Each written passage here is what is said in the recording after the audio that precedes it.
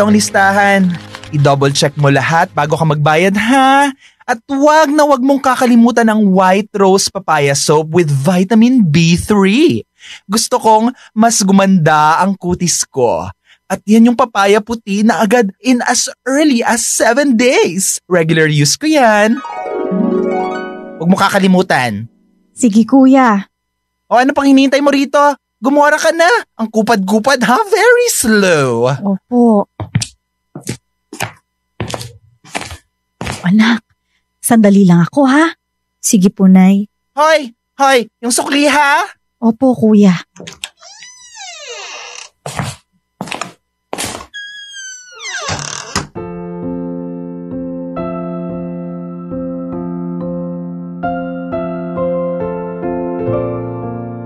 Actually, hindi lang si Tito ang hindi maganda ang pakikitungo sa amin ni Nanay.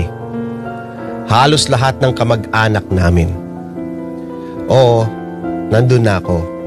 Uutang kami tapos hindi namin agad-agad nababayaran. Pero minsan kasi talaga, wala kaming choice lalo na kung mahina ang benta ni Nanay sa kakanin. Mabuti na lang at naging scholar ako mula high school hanggang sa makapagtapos ako sa pag-aaral. Aral kung aral ang ginawa ko noon para lang hindi mawala sa akin ang scholarship ko. Dahil kung nagkataon, isang malaking sakit sa ulo na naman, iyon ni Nanay. Nang makagraduate ako, kagad ako naghanap ng trabaho. Nung una sa call center dahil mabilis makapasok. Nag-ipon ng konti sa loob ng 3 taon at nang nagkaroon ako ng pagkakataon na makapasok sa isang pribadong kumpanya, nag-resign ako. Dito na nagumpisang magbago ang buhay naming mag-ina. Dahil sa maganda ang pasahod at mga benefits, nakapag-ipon ako ng nakapag-ipon hanggang sa nakayanan na namin magkaroon ng sarili naming bahay at nakabayad sa mga utang. Congratulations, best friend! Thank you ha. Oh, alam mo na mamaya ha, Friday night. So, kailangan nating mag-celebrate para dyan sa promotion mo. Ano, G? Ay, alam mo naman na hindi ako umiinom, di ba? Hindi po pwedeng kumain na lang tayo sa labas. Ayoko ng mga inom-inom na yan, no? Sis, ano ba yan? Ang KJ ha? Excuse me, para malaman mo ha, 30 years old ka na, 30. Kaya try mong magpakasaya minsan sa buhay, no? Wala ka nang ibang ginawa kundi magtrabaho ng magtrabaho. Ba't sipag yarn? Dahil kailangan ko eh. Tsaka, kapag hindi ako nagtrabaho, edi pares kaming mamamatay ng dilat ng nanay ko. O, ano? So, kaya mo ba ni-reject itong si Seth? Nako, alam mo, pasalamat ka ang haba ng pasensya nun. Aba, imagine, 1 taon na siyang nanliligaw sa'yo. Ay nako sis, kung ako sa'yo, sinagot ko na yan. Wala pa nga kasi sa isip ko yung mga kanyang boyfriend na yan, di ba? Hanggat hindi ko pa napaparanas kay nanay yung ganda ng buhay. Kiss muna ako sa mga love life na yan.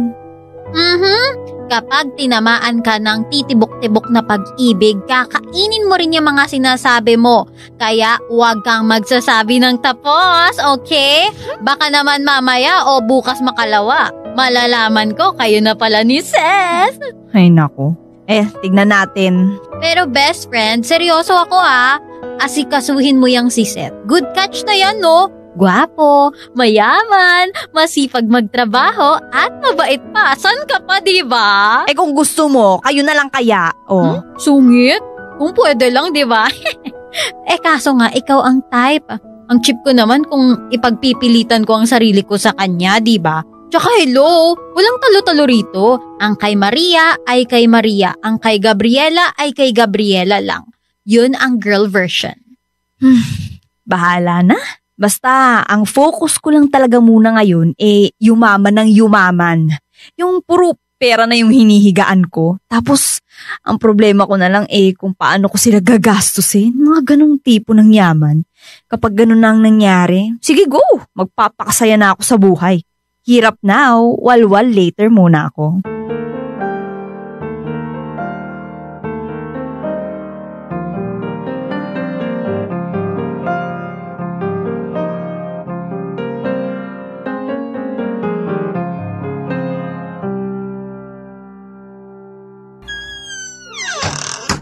Nay, bakit gising pa po kayo? Mag-aalas 12 na ng gabi. Alam mo naman na hindi ako nakakatulog hanggat hindi ka pa nakakauwi, di ba? Pasensya na po kayo, Nay. Si Jessica kasi, hindi ko maintindihan kung anong iniinom nun, napakadaldal. Kaya ayun, di ko na malayan, inabutan na kami ng closing nung kinainan namin. Hayaan mo na. Masaya lang yun para sa'yo. Ay, oo nga pala. Wala ka namang gagawin bukas, di ba? Syempre wala. Araw po natin bukas At dahil promoted na ang anak nyo, ibibili na kita ng magandang cellphone. Nay, di ba gusto mo yung touchscreen na hindi na po yung uso na dekipad, di ba? Gusto mo yun? Anak, ayos pa naman tong cellphone ko. Nakakatawag at nakakapag-text pa dyan. Pero syempre, mas gusto ko pa rin na ma-experience nyo yung ganong cellphone, Nay. Para naman makapag-social media na rin kayo tapos i-chat nyo yung mga gusto nyo i-chat o video call na lang tayo kapag wala ako rito, di ba? Sus, masyado na akong matanda para dyan, anak. Nay, kailangan na po yun ngayon. Para nakikita ko rin po kayo, lalo na kapag naka-out of town po ako. Oh, siya, sige, ikaw nang bahala. Ay, teka, ngayong na-promote ka na, baka naman masyado mong lunurin pa ang sarili mo sa trabaho mo. Nay, parte na po talaga yun ng trabaho ko. Saka, kaya ko naman po Baka naman magkasakit ka niyan, anak. Ikaw na ang nagsabi. Ayaw mo nang nagkakautang tayo. Ay hindi po talaga, Nay. No more utang na tayo. Dahil kayang-kaya ko nang bayaran lahat ng pangangailangan natin. At yan ang dahilan kung bakit todo kayod po ako. Dahil ayoko nang maranasan ang naranasan natin noon.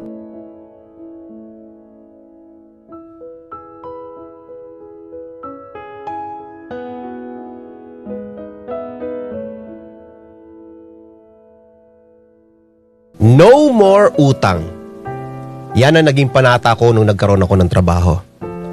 Dahil sabi ko, once na mabayaran ko lahat ng utang namin sa mga kamag-anak namin na feeling ang tataas, puputulin ko na ang koneksyon namin sa kanila.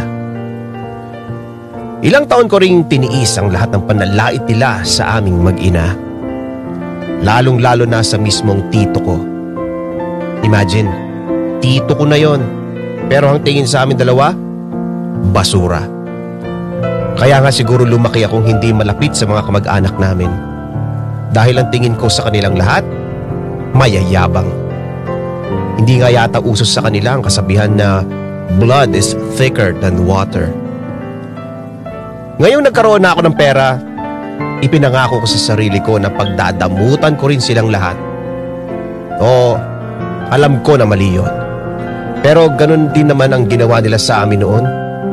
Ultimo 100 piso, ipinagdadamot pa. At kung magbibigay man, samot-saring panlalait naman ang nakukuha namin.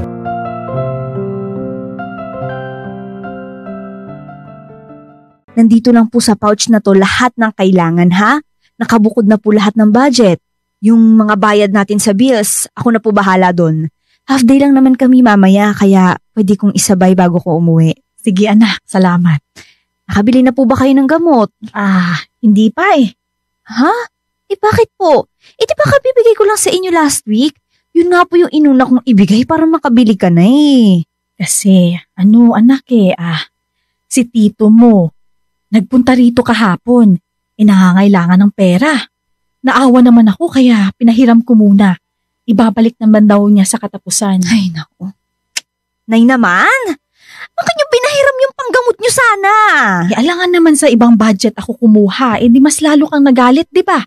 Saka, 1.5 lang naman yun, anak. Hayaan mo na. Kahit na po, Nay. Teka nga, saan ka ba talaga nagagalit, ha? Sa nagpahiram ako o dun sa taong pinahiraman ko? Nay, alam ko na kapatid mo si Tito. Alam ko na kahit anong sabihin ko rito, hindi mo mapipigilan ang sarili mo na tulungan siya. O kahit na sino sa mga kamag-anak natin. Pero, huwag niyo rin po sanang kakalimutan na nung nangangailangan tayo ng pera, walang tumulong sa atin. At kung may tutulong man, may mga kasamang panlalait pa. Naiintindihan ko naman yun. Kaso, tayo ang mas may angat ngayon sa buhay. Di ba dapat tayo ang mas tumulong? Saka, wag rin nating kakalimutan na may utang na loob tayo sa kanila. Na matagal na natin nabayaran. Nay, Hindi maganda na naging masyado tayong mabait sa kanila. Wala silang karapatan na humingi sa atin ng tulong sa kabila ng mga ginawa nila sa atin. Neri, hindi ko na nagugustuhan yung tono ng boses mo, ha? Huwag tayong maging madamot sa kapwa. Lalo na sa mga kadugo natin. Ay hindi po, Nay. May karapatan akong magdamot sa kanila dahil pinaghirapan ko lahat ng to para sa ating dalawa. Hindi sila kasama doon. Wala akong pakialam sa kanila.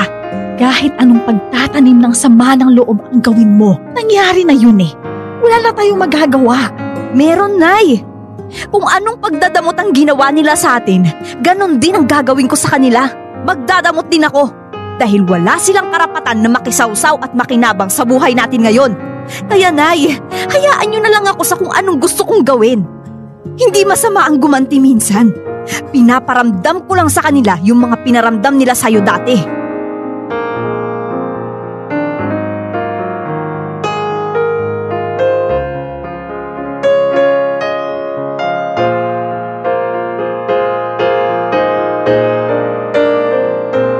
Hindi ko alam kung matutuwa o maiinis ba ako sa sobrang kabaitan ng nanay ko.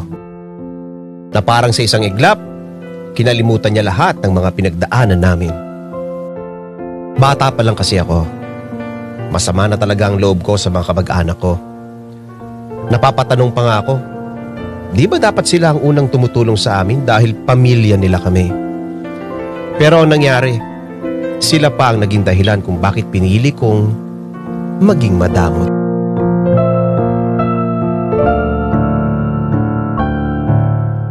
Mga idol, alam ko naman na madamot at mayabang na talaga ang tingin sa akin ng mga kamag-anak ko. Pero wala akong pakialam. Quits lang naman actually, dahil yun din naman ang tingin ko sa kanilang lahat. At alam ko na may karapatan ako magdamot dahil lahat ng pera na meron kami ngayon ni nanay, galing ang mga yon sa dugot pawis ko.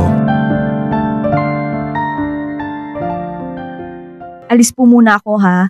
May pupuntahan lang po kasi kami ni Jessica. O siya, sige lang anak. Ay, oo nga po pala, Nay. Chinek ko po kanina yung pouch natin. Wala na po dun yung pang grocery. Pero wala naman po akong maalalang na grocery na tayo. Ha? Nag-grocery na tayo. Pero konti lang. Naalala ko pa nga na bumili ka ng unique toothpaste. Tinuturo ko sa'yo yung iba. Ayaw mo. Kasi sabi mo, may Max Protect formula na yon. Max Alaga at Max Protektado with Unique. Oo nga pala. Tama. 2,000 lang po yung nagastos natin dun, di ba? Nasa na po yung 3,000?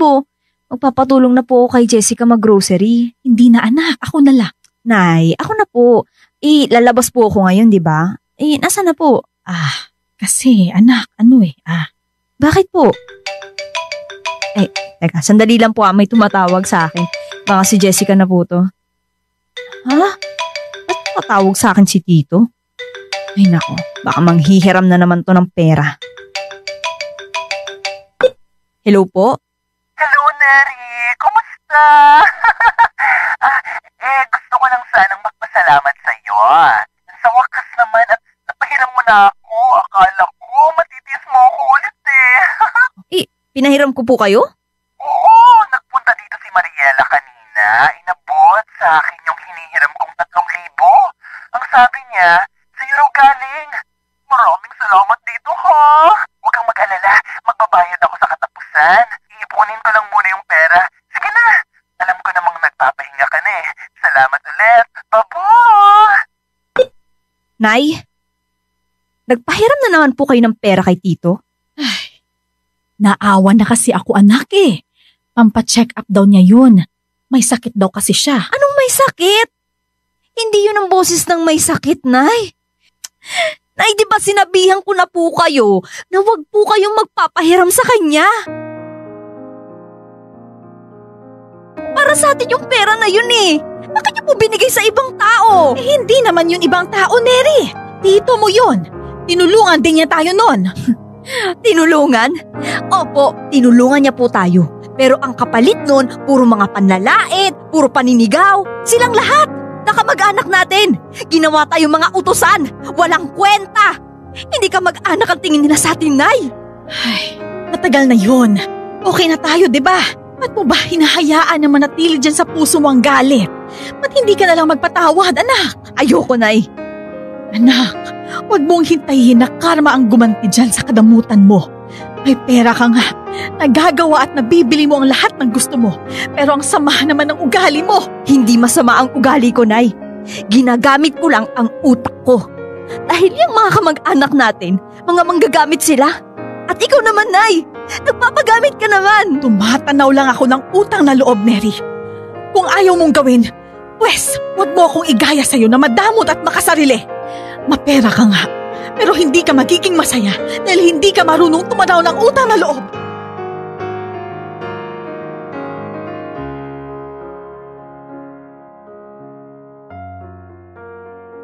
Alam niyo, sa totoo lang, unti-unti na talaga akong naiinis sa nanay ko. Hindi niya nahahalata na umaabuso na ang mga kamag-anak namin sa amin. Kada buwan kasi, may bigla na lang lalapit at magpapaawa effect. Na kesyo, may sakit si ganito, kailangan ni ganyan. At dahil sa binibigyan ko si mama ng allowance, yon ang pinanghihiram niya. Kaya ang ending, siya tuloy ang nawawalan ng pera. Ang parati lang niyang dinadahilan sa akin, hindi naman daw niya kailangan dahil wala raw siyang pinagkakagastusan. Pero ang totoo, hindi lang niya talagang matiis ang mga kamag-anak naming pinagdamutan kami noon. Bakla ka ng taon. Akala ko naman magwawalwal tayo ngayon. Magpapasama ka lang pala sa mga dapat mong puntahan. Ikaw yung may sasakyan eh, syempre. So kapag ka ba nagre-reklamo, ako naman magpapagas dyan tsaka magpapakain sa'yo. Oy, nakakapagod kayang magmaneho. Ano bang meron gusto mong tapusin lahat? Para wala na akong iintindihin, sis. Kasi kapag iniwan ko pa itong mga pera sa bahay, isang arte lang nung tito ko na yun, lalambot na naman yung nanay ko at magpapahiram na naman. E di ako na naman ang mag-iisip paano patatapalan yun, di ba? Besh, alam mo, okay lang naman na manghiram basta nagbabayad. Nagbabayad naman, kaso ayoko nagpapahiram talaga siya sa mga kapitbahay at kamag-anak namin. Ayokong abusuhin nila kami. Grabe naman to. Di ka pa ba nagpapatawad? Never ko silang papatawarin sa mga ginawa nila sa amin noon. Lalo na yung baklang yon, yung baklitan tsuhin ko na yon. Akala mo, siyang may-ari ng mundo noon eh. Tapos ngayon, mas matindi pa sa asong maglambing pag may kinakailangan. Neri, sis, people change. Tsaka baka mamaya, dyan pa kayo magkasamaan ng loob ng mama mo. Alam mo, sa totoo lang, nararamdaman ko na konting-konti na lang eh. Kaya nga, binibigyan ko lang siya ng allowance niya at pagkatapos nun, ako nang nagtatago ng mga kailangan namin sa bahay. Nako, bahala ka na nga, mag-order na tayo ng pagkain. Kanina ko pa nararamdaman yung mga bulati dito sa tiyan ko. Oy girl, libre mo, sabi mo yan ha? Oo nga, ang kulit naman nito.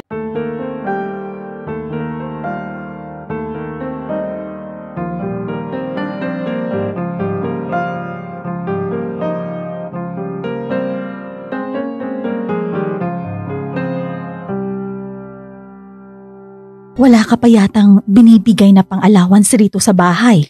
Ay, okay na po, Nay. Huwag niyo na pong isipin yun. Paanong okay na? Inayos ko na po ngayon. Sakto po kasi wala akong pasok sa company namin. Kaya ako na nag-asikaso ng lahat. Tapos sa grocery na rin po ako. Saka may mga bago na po kayong gamot dyan. Nay, babawasan ko lang po pala yung allowance nyo, ha? Ha? Bakit naman, anak? Kasi para hindi nyo na po maisipan magpahiram sa mga walang kwenta nating mga kamag-anak. Anak naman, tumutulong lang naman ako. Pero sa maling tao, Nay. Doon tayo sa mga kawawa talaga. Hindi yung mga nagpapaawa lang pero ayos lang naman pala talaga sila. At higit sa lahat, yung mga taong hindi tayo aabusuhin. Ay, hindi ko na alam kung ano ang nangyayari sa'yo. Kung bakit lumaki kang ganyan. Naging madamot ka na sa ibang tao. Nay, uulitin ko lang po. Hindi ako nagdadamot. Sadyang pinili ko lang na maging matigas at piliin ang mga taong pagkakatiwalaan ko sa lahat ng bagay. Dahil nung bata ako, kinawawa nila tayo. Hindi ko po nakakalimutan yan.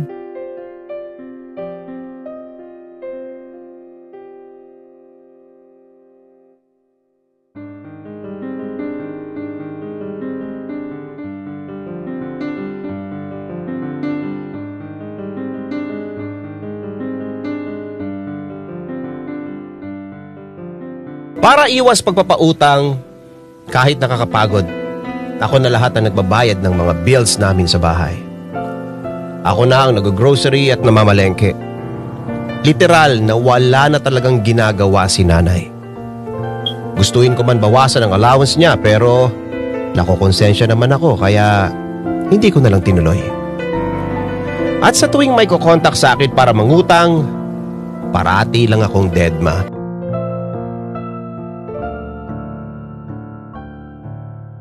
Ay, Beshi Wops! Ba't naman ganyan yung tsura mo? Malapit nang sumayad sa mesa yung baba mo, oh. Kakabwisit kasi tong tito ko eh. Ayun, tingnan mo tinagtad na ako ng text. Kung pwede ba raw manghiram ng pera. Pati itong nanay ko nakikisabay din. Naiintindihan ko yung galit at sama ng loob mo sa mga kamag-anak mo. Pero ano ka ba? Nangyari na yun. Tsaka mabait naman na sila, di ba? Kasi may pera ako. Lumalapit lang naman ang mga yun sa akin para makahut-hut ng pera. Kunwari mangungutang eh, pero kapag siningil mo na, aba, sila pa yung galit sa'yo. Nakisyo nagmamadali ka, madamot ka daw. Ay grabe, kaya nung nagkasweldo na ako, sinabi ko talaga sa sarili ko, never akong tutulong sa mga kamag-anak ko na yan. Grabe, ang tigas! Dapat lang, dahil kapag mahina ka, magsasamantalaan ka na mga yan. Kapag mapagbigay ka, aabusuhin ka. Kaya mas maganda kung maging matigas ka na lang, at least walang manluloko sa'yo. Nakakatawa nga eh.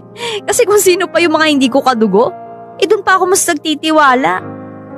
Pero eto sis ha, bawas-bawasan mo naman ng konti ang ugali mo. Grabe naman yung madamot sa pera. Sa kanila lang naman ako madamot. Pero sa iba okay naman ako eh. Ay, girl, alam mo, yan ang dahilan kung bakit hindi ka nagkaka-love life eh. Kasi masyado kang matapang. Umait-bait ka naman kahit konti lang. Mabait naman ako sis. Mapagbigay din naman ako. Sa mga piling tao nga lang. Saka kung hindi naman dahil sa mga pinagdaanan ko dati, hindi naman ako magkakaganito eh. Kaya kung ano man ang pinapakita kong karamutan sa mga kamag-anak ko ngayon, kasalanan nila yun, hindi sa akin. Nay? Good afternoon po, tita. Good afternoon din. Buti at nandito ka anak, may sasabihin sana ako sa'yo. Ano po yun, Nay? Baka pwedeng makahiram ako ng pera sa'yo. Naubusan na kasi ako ng pera anak. May kailangan kasi akong bayaran. May utang po kayo? Hindi. Si Tita Agnes mo kasi ay... Nay! Ilang beses ko ba kayo dapat pagsabihan? Tama na. Uy, Neri, kalma lang. Nanay mo yung kausap mo, no? Kakainis na kasi eh. Utang naman yun eh.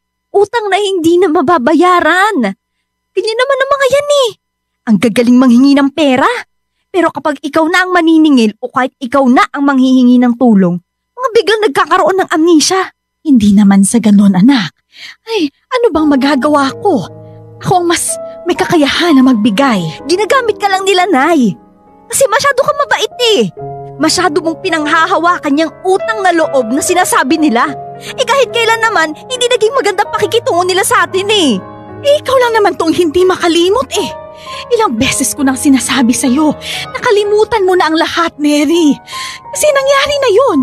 Pero nung ginawa mo, mas lalo mong tinigasan yung puso mo. Pamilya natin sila. Yun na nga po yung problema, Nay.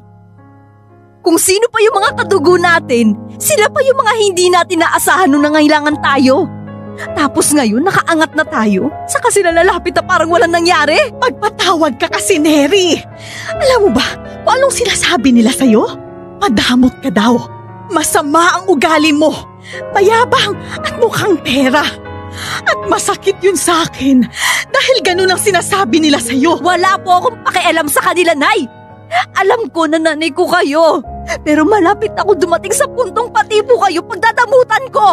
Alam mo, Neri, hindi na ako magtataka kung darating ka sa puntong malungkot ka kahit marami kang pera.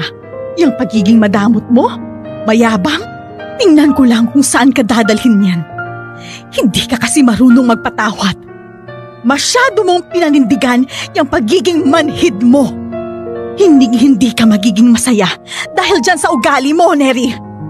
Magbago ka na, anak. Gusto kong bumalik yung dating Neri na mabait at mapagmahal.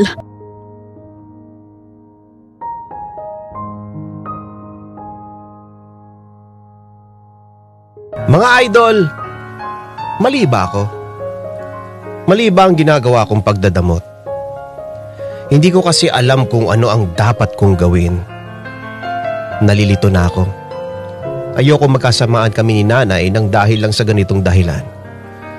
Pero hindi ko rin naaatim na mapagbigay pa rin siya sa mga taong pinagdamutan kami noon. Kaya sana matulungan niyo ako makapag-isip. Hanggang dito na lang at maraming salamat. Gumagalang, Neri.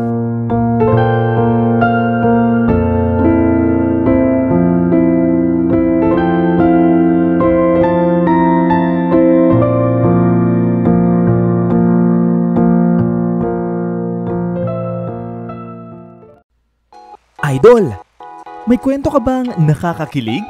O di kaya naman may kurot sa puso? Pampa-good vibes. O baka naman gusto mo lang makapagbigay ng inspirasyon? Halika! Pwedeng-pwede kang magpadala ng kwento ng buhay mo sa amin. Magpadala lang ng sulat sa email dearifmstories@gmail.com o di kaya naman mag-PM sa official Facebook page namin. Hanapin lang ang Dear IFM at kami nang bahala sa'yo. Malay mo, kwento mo na pala ang susunod na mapapakinggan. Ano pang hinihintay mo? Ikwento mo na yan dito sa amin sa Dear IFM, kung saan una ang kwento mo.